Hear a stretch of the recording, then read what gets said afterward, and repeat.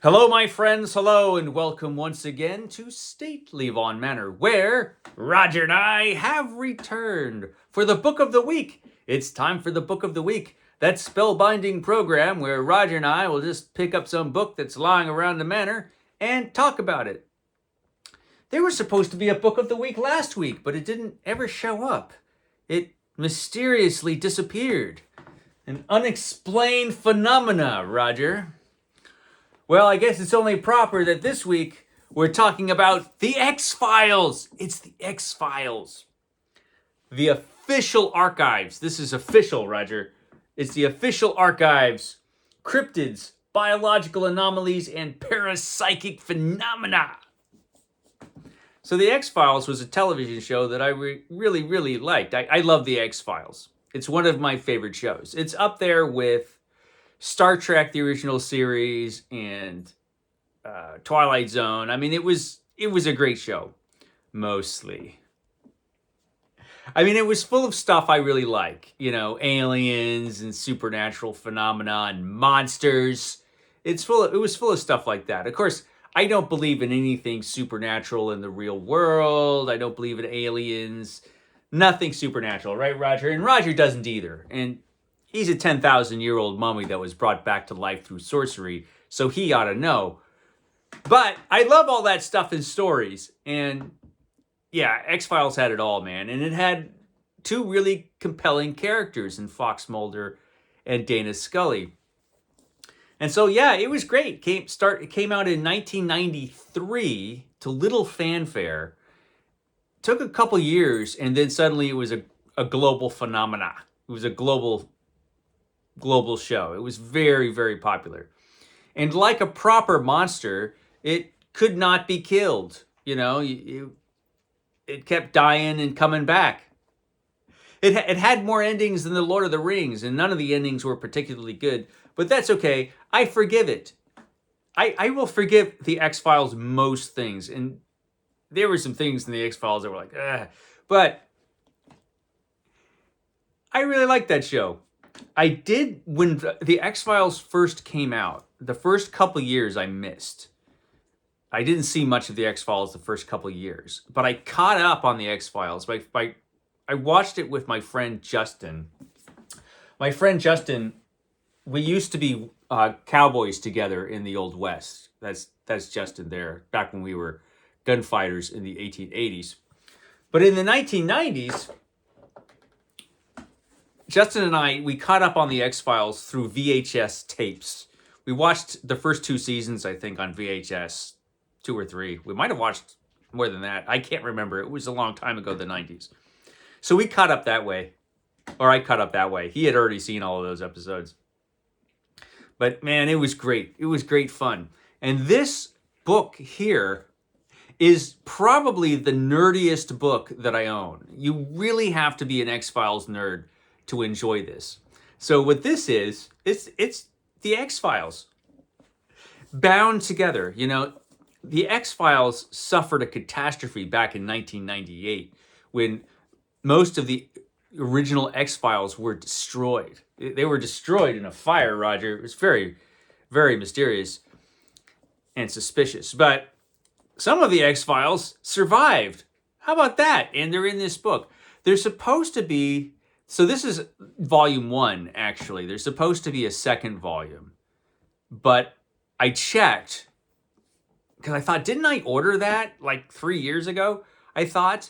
But it turns out that the second volume's not coming out until October of 2026. So October of next year. This came out in 2020, so that's a long wait in between.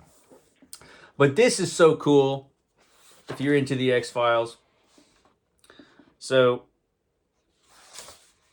you know, it's full of top secret stuff. It's labeled with all the stuff that it talks about. Basically, this is the Monster of the Week book. There were a couple different kinds of X-Files episodes. There were the mythology episodes, which were like the continuing story of Fox Mulder investigating an alien invasion of the Earth. A very quiet alien invasion of the Earth. And monsters of the week. They'd run into monsters all the time.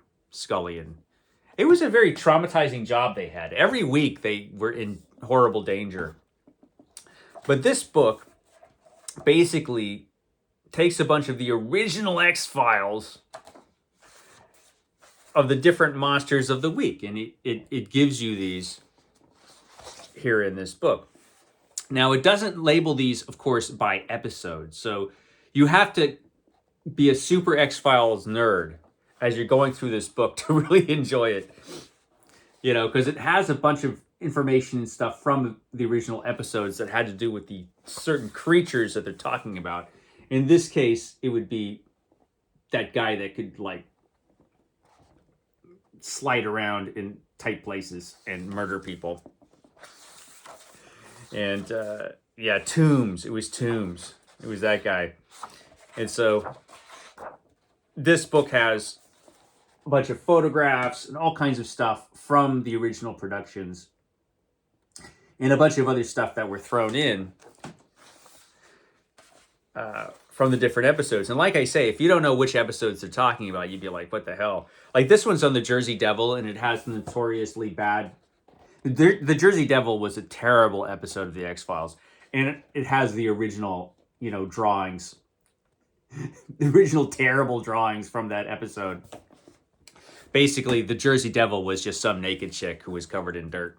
It was pretty terrifying. And it also has the worms. There was that episode that was like, they were like, let's make our own version of the movie The Thing, but we have to do it with like no money at all. How do we do that? And they found a way to do it with alien worms that were discovered in the ice. And so this has stuff on the alien worms. It has all kinds of stuff in here. Has the werewolf episode, you know, with stuff from the werewolf episode. You know, we get a little visit from Twin Peaks there. And it's just tremendous fun, but it's only tremendous fun if you're, like I said, a big X-Files fan. Of course, who could remember this charming fellow, the fluke monster, the human tapeworm. This thing was great. This was one of the best monsters ever on television. I love this episode.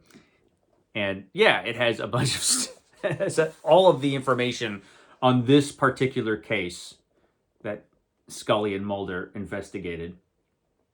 It's awesome.